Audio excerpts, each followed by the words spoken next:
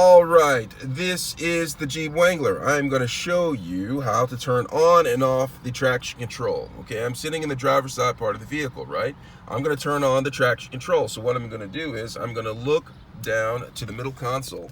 And you see this? This button right here is how you turn off and on the traction control. It should be natively on, okay? But if you need to turn it off, okay, read your user manual before doing this. Okay, and so you know what you're doing. All right, I'm going to press this button, and as you can see, it turns traction control off. I don't know why you would want it off, or that's up to you. Read the user manual so you know how to use it. That's how you turn the traction control off. Now, to turn it back on, which it's on natively, the traction control, I keep mine on. Okay, I'm going to go back to the middle console, and I'm going to press this again.